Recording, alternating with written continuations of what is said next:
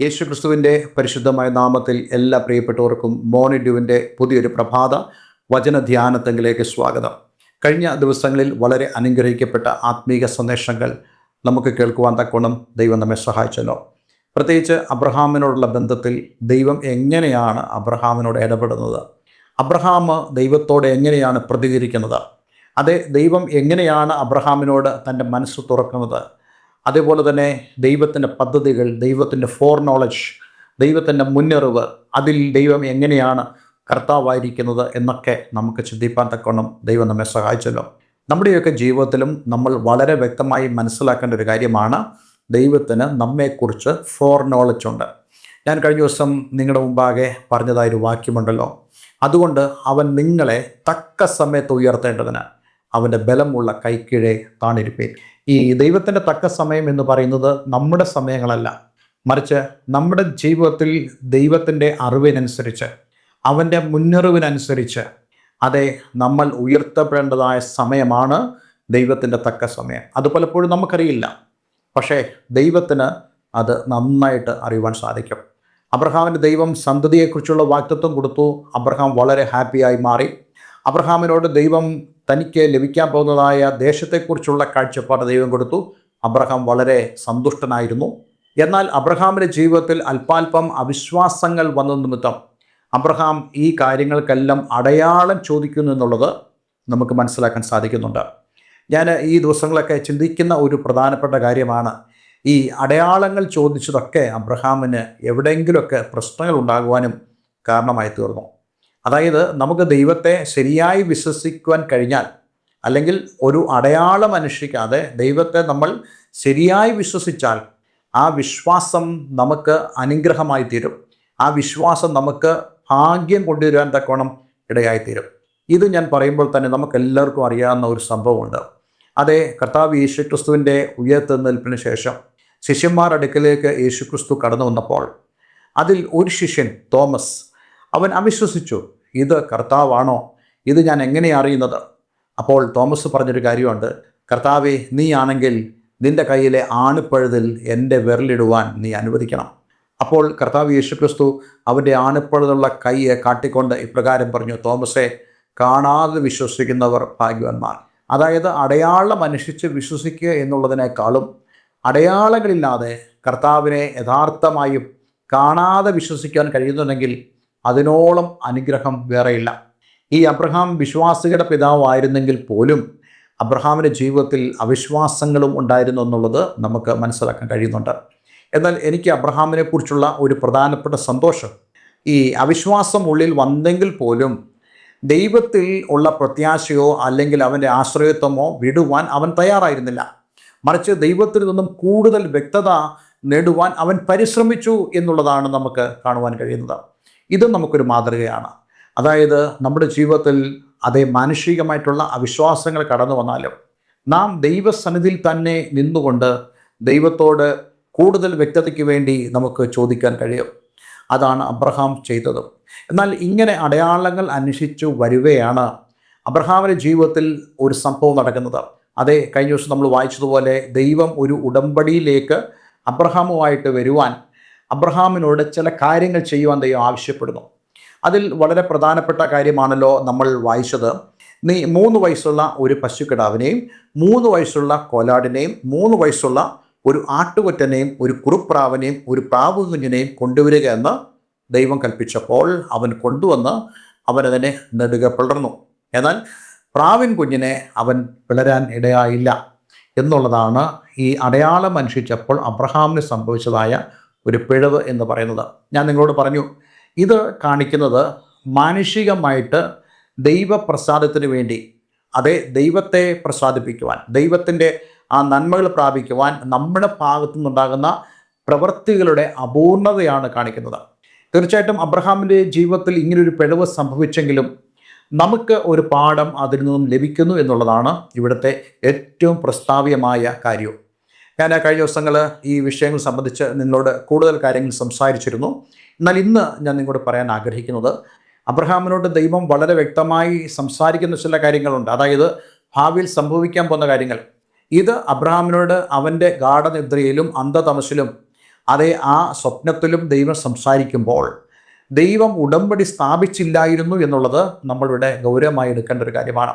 അപ്പോൾ നമ്മൾ മനസ്സിലാക്കേണ്ട കാര്യം, അതിനുശേഷമാണ് ദൈവം ഉടമ്പടിയിലേക്ക് കടന്നു വരുന്നത്. നമ്മൾ ഇന്ന് ആ വാക്യമാണ് വായിക്കുന്നത്. ഉൽപ്പത്തി പുസ്തകം 15-ാം അധ്യായത്തിൻ്റെ 17-ാമത്തെ വാക്യം. സൂര്യൻ അസ്തമിച്ച് ഇരുട്ടായ ശേഷം, അതായത് നേരത്തെ നടന്ന സംഭവം വൈകുന്നേരം നടന്നൊരു സംഭവമാണെങ്കിൽ, ഇത് ഇരുട്ടായതിനു ശേഷം, രാത്രിയായതിനു ശേഷം ഇതാ പുകയുന്ന ഒരു തീച്ചൂള, ആ ഭാഗങ്ങളുടെ നടുവേ ജ്വലിക്കുന്ന ഒരു പന്തം കടന്നുപോയി. അന്ന് യഹോവ അബ്രാമിനോട് ഒരു നിയമം ചെയ്തു. നിന്റെ സന്തതിക്ക് ഞാൻ മിസ്രയീം നദി തുടങ്ങി ഫ്രാത്ത് നദിയായ മഹാനദി വരെയുള്ള ഈ ദേശത്തെ ഖേന്യർ, കെനീസിയർ, കത്മോനിയർ, ഹിത്യർ, പെരിസർ, റഫായിമിയർ, അമോര്യർ, കനാനിയർ, ഗിർഗശ്യർ, യെബൂസ്യർ എന്നിവരുടെ ദേശത്തെ തന്നെ തന്നിരിക്കുന്നു എന്ന് അരുളി ചെയ്തു. നോക്കൂ, ഇപ്പോൾ എന്താണ് സംഭവിക്കുന്നത്? ഇപ്പോൾ അബ്രഹാം നോക്കിക്കൊണ്ടിരിക്കുമ്പോൾ തന്നെ ദൈവം ഈ രണ്ടായി മുറിച്ചതായ ഈ മൃഗങ്ങളുടെ ഭാഗങ്ങൾ കൂടെ ദൈവം കടന്നു പോകുന്ന ഒരു ദർശനം അബ്രഹാം കാണുന്നു. എങ്ങനെയാണ് കാണുന്നത്? ഇതാ പുകയുന്നൊരു തീച്ചുള്ള, ആ ഭാഗങ്ങളുടെ നടുവേ ജ്വലിക്കുന്ന ഒരു പന്തം കടന്നുപോയി. ഇവിടെ നമ്മൾ ഓരോരുത്തരും ശ്രദ്ധിക്കേണ്ട ഒരു കാര്യം, നിങ്ങൾക്കിവിടെ അബ്രഹാമിനെ കാണാൻ സാധിക്കുന്നുണ്ടോ? ദൈവം ഒറ്റയ്ക്കാണ് പോകുന്നു എന്നുള്ള തെളിവാണ് അബ്രഹാം അത് ദൂരെ നിന്ന് വീക്ഷിക്കുന്നത്. അതിനർത്ഥം ഈ ഉടമ്പടിയിൽ അബ്രഹാം ഇല്ല എന്നുള്ളതാണ്. മറിച്ച് ഈ ഒരു ഉടമ്പടി ബൈലാറ്ററൽ അല്ല, ഇത് യൂണിലാറ്ററലാണ്. അതായത് ഏകപക്ഷീയമായ ഒരു ഉടമ്പടിയാണെന്ന് നമുക്ക് മനസ്സിലാക്കാൻ സാധിക്കും. വാസ്തവത്തിൽ അബ്രഹാം എന്താ ആഗ്രഹിച്ചത്?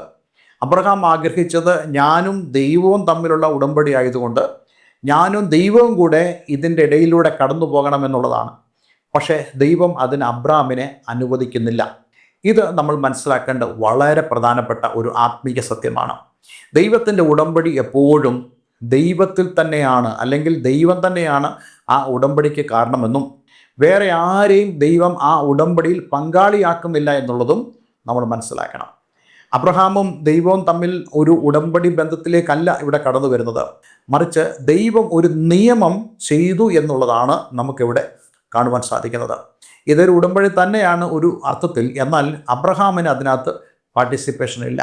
അതിൻ്റെ നിബന്ധനകളെല്ലാം വയ്ക്കുന്നത് ദൈവം തന്നെയാണ്. അതേപോലെ തന്നെയാണ് പഴയ നിയമവും പുതിയ നിയമവും.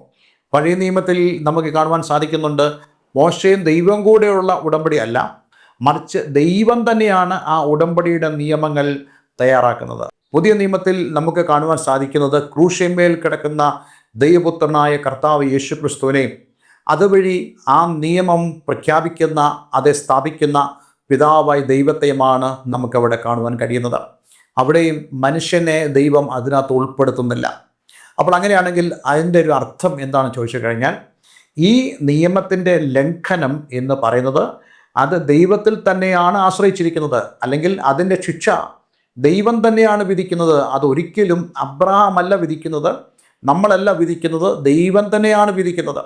അപ്പോൾ നമ്മൾ മനസ്സിലാക്കേണ്ട വളരെ പ്രധാനപ്പെട്ട കാര്യം, ഈ പ്രമാണത്തിൽ, ഈ നിയമത്തിൽ അബ്രഹാമിന് യാതൊരു പങ്കുമില്ല. പക്ഷേ ഇത് അബ്രഹാമിനോട് ദൈവം ചെയ്യുന്നതായ നിയമമാണെന്ന് നമ്മൾ മനസ്സിലാക്കേണ്ടതായിട്ടുണ്ട്. ഞാൻ മുമ്പേ സൂചിപ്പിച്ച പോലെ തന്നെ ഇതേപോലെ തന്നെയാണ് കർത്താവ് യേശു ക്രിസ്തുവിലൂടെയും ദൈവം നമുക്ക് നിയമം ചെയ്യുന്നത്. നമ്മുടെ യാതൊരു അഭിപ്രായവും ദൈവം ആ രക്ഷയുടെ നിയമത്തിന് കേട്ടില്ല നമ്മളിൽ നിന്നും, മറിച്ച് ഇതെല്ലാം തന്നെ ഏകപക്ഷീയമായ തീരുമാനമാണ്, നിയമമാണ്. അതിൻ്റെ എല്ലാ ഉത്തരവാദിത്വം ദൈവത്തിനാണ് എന്നുള്ളതും നമ്മൾ മനസ്സിലാക്കേണ്ടതായിട്ടുണ്ട്. തീർച്ചയായിട്ടും അവിടെ മനുഷ്യർ നിയമം ലംഘിക്കുന്നുണ്ട്. പക്ഷേ ദൈവം എന്താ ചെയ്യുന്നത്? ദൈവം തൻ്റെ കരുണാധിക്യ പ്രകാരം അവൻ നമ്മളോട് ക്ഷമിക്കുകയും നമ്മളെ മുന്നോട്ട് കൊണ്ടുപോവുകയും ചെയ്യുന്നു. ഇവിടെ ഇസ്രായേൽ ജനത്തിൻ്റെ കാര്യത്തിലും അതുതന്നെയാണ് സംഭവിക്കുന്നത്. ദൈവം വളരെ വ്യക്തമായി പറയുന്നു ദൈവം അവർക്ക് കൊടുക്കാൻ പോകുന്ന ദേശത്തെക്കുറിച്ച്. എന്നാൽ പലപ്പോഴും അവർ ദൈവിക നിയമങ്ങളെ ലംഘിച്ച് പോകുന്നതായ അനുഭവങ്ങളുണ്ട്. അപ്പോഴെന്താ ചെയ്യുന്നത്? ദൈവം അവരെ ശിക്ഷിക്കുകയും അവരെ മുന്നോട്ട് കൊണ്ടുപോവുകയും ചെയ്യുന്നതാണ്. സാധാരണയായിട്ട് ഒരു ഉടമ്പടി ബന്ധത്തിലേക്ക് രണ്ട് കൂട്ടർ വന്നു കഴിഞ്ഞാൽ അതിൽ ഒരാളുടെ നിയമലംഘനം ആ നിയമം അപ്പാടെ റദ്ദ് ചെയ്യപ്പെടുന്നതാണ്. പക്ഷേ ഇവിടെ അത് സംഭവിക്കുന്നില്ല. കാരണം ഇവിടെ മനുഷ്യർ എപ്പോഴും നിയമങ്ങളെ ലംഘിച്ചുകൊണ്ടിരുന്നാലും ദൈവത്തിൻ്റെ നിയമം ശാശ്വതമായ നിയമമാണ്. ആ നിയമത്തിന് യാതൊരു മാറ്റമില്ല. അകൃത്യങ്ങൾക്ക് ദൈവം ശിക്ഷ കൊടുക്കും, പക്ഷെ നിയമത്തിന് യാതൊരു മാറ്റമില്ല. മനുഷ്യനെ ദൈവം ഇതിൽ ഉൾപ്പെടുത്തിയിരുന്നെങ്കിൽ, അതെ അബ്രഹാമിനെ ദൈവം ഇതിൽ ഉൾപ്പെടുത്തിയിരുന്നെങ്കിൽ, പുതിയ നിയമത്തിൽ യേശുക്രിസ്തു മൂലം ദൈവം ചെയ്തതായ ആ പുതിയ കവനന്റ്, പുതിയ നിയമത്തിൽ നമ്മെ ഉൾപ്പെടുത്തിയിരുന്നെങ്കിൽ ആ നിയമം എന്നേ അസാധുവായി മാറിപ്പോയനെ. എന്നാൽ ആ നിയമം ഇന്നും നിലനിൽക്കുന്നതിൻ്റെ പ്രധാനപ്പെട്ട കാരണം ആ നിയമം ചെയ്തവൻ ഇന്നും ജീവിക്കുന്നു എന്ന് മാത്രമല്ല, ആ നിയമം ചെയ്തവൻ ആ നിയമത്തെ ലംഘിക്കുന്നില്ല എന്ന് മാത്രമല്ല, നമ്മളോട് ആ നിയമം ദൈവം ചെയ്തെങ്കിൽ അതേ ദൈവം നമ്മളോട് ചെയ്യാൻ പോകുന്നതായ ആ അനുഗ്രഹത്തിൻ്റെ നിയമമാണ് അതെന്ന് നമ്മൾ മനസ്സിലാക്കണം. നമ്മൾ നിയമം ലംഘിക്കുമ്പോൾ, നമ്മൾ ആ ഉടമ്പടിയിൽ നിന്ന് മാറിപ്പോകുമ്പോഴും ദൈവം നമ്മളോട് വിശ്വസ്തനായി നമ്മൾ തിരിച്ചു വരാൻ വേണ്ടി ദൈവം നമുക്ക് വേണ്ടി കാത്തിരിക്കുന്നു. ഇനിയും നമ്മളിവിടെ മനസ്സിലാക്കേണ്ട ഒരു പ്രധാനപ്പെട്ട കാര്യമുണ്ട്. കർത്താവ് യേശുക്രിസ്തു ആ നിയമം സ്ഥാപിക്കുവാൻ ക്രൂശിൽ കിടക്കുമ്പോൾ സംഭവിച്ച കാര്യം എന്താണ്? ഇതേപോലെ തന്നെ വലിയൊരു കൂരിരുട്ട് അന്നുണ്ടായി. ഭൂമി കുലുങ്ങി.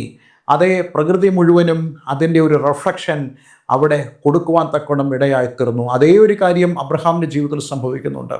അപ്പോൾ അങ്ങനെയാണെങ്കിൽ ദൈവപ്രവൃത്തിയുടെ ഒക്കെ ഒരു ലക്ഷണമായി നമുക്കിത് കാണുവാൻ സാധിക്കും. നോക്കൂ, അന്ധകാരം ഭൂമിയും കൂരിട്ട് ജാതികളെ മൂടുമ്പോൾ നിന്റെ മേലോ യഹോവയുടെ തേജസ് ഉദിക്കും എന്നുള്ളത് അതേ ദൈവസാന്നിധ്യത്തിൻ്റെ ഒരു പ്രധാനപ്പെട്ട ലക്ഷണമാണ്. അതുകൊണ്ട് ഇന്നെ കേൾക്കുന്ന പ്രിയമുള്ളവരെ, കർത്താവ് യേശുക്രിസ്തു മൂലം ദൈവം നമുക്ക് സ്ഥാപിച്ചതായ ആ നിയമം അതെന്നേക്കുമുള്ള നിയമമാണ്, അതെന്നേക്കും സ്ഥിരമായ നിയമമാണ്.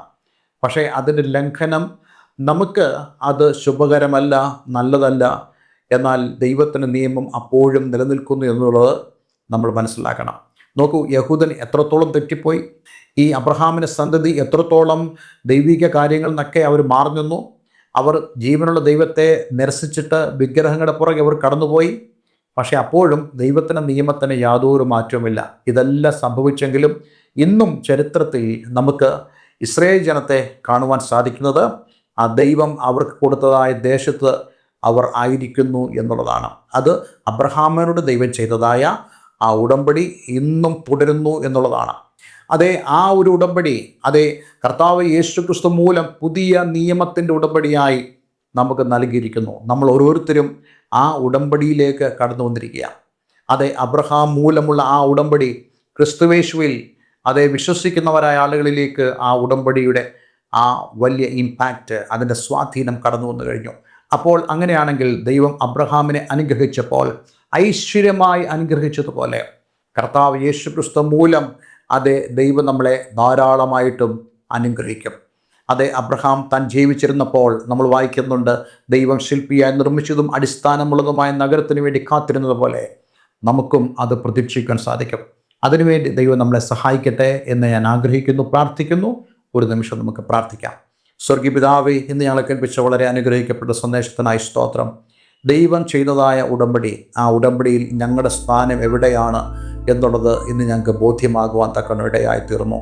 കർത്താവേ, അങ്ങയുടെ നിയമം എന്നേക്കും നിലനിൽക്കുന്നു, അങ്ങയുടെ വചനം എന്നേക്കും നിലനിൽക്കുന്നു. കർത്താവേ, അങ്ങയുടെ വചനത്തെ അനുസരിച്ച് അങ്ങയുടെ നാമത്തിൽ ആശ്രയിച്ച് അങ്ങയിൽ വിശ്വസിച്ച് മുന്നോട്ട് പോകുവാൻ ഞങ്ങളേവരെയും അങ്ങ് സഹായിക്കണം. ഈ വചനം കേൾക്കുന്ന ഏവരെയും ഞാൻ യേശുവിൻ്റെ നാമത്തിൽ അനുഗ്രഹിക്കുന്നു. പ്രാർത്ഥന കേട്ടതിന് നന്ദി. യേശു ക്രിസ്തുവിൻ നാമത്തിൽ തന്നെ. ആമേൻ, ആമേൻ. ഇന്നത്തെ വേദവചനം നിങ്ങളുടെ ജീവിതത്തിൽ വളരെ അനുഗ്രഹപ്രദമായി തീർന്നു എന്ന് ഞാൻ വിശ്വസിക്കുന്നു. ദയവായി ഈ സ്ക്രീനിൽ കാണുന്ന ഫോൺ നമ്പറുകളിൽ ഞങ്ങളെ വിളിക്കുക. നിങ്ങളുടെ പ്രാർത്ഥന വിഷയങ്ങളെ ഞങ്ങളെ അറിയിക്കുക. അതേപോലെ തന്നെ ആത്മീയമായ കൂട്ടായ്മയ്ക്ക്, പ്രാർത്ഥനയ്ക്ക്, സഭാ ആരാധനയ്ക്ക്, സഭായോഗങ്ങൾക്ക്, അതേ ആത്മീയമായ ഫെലോഷിപ്പിന് നിങ്ങൾക്ക് താല്പര്യമുണ്ടെങ്കിൽ ഞങ്ങളെ കോൺടാക്റ്റ് ചെയ്യുക. ദൈവം ധാരാളമായിട്ട് എല്ലാവരും അനുഗ്രഹിക്കട്ടെ. Have A nice day. God bless you all.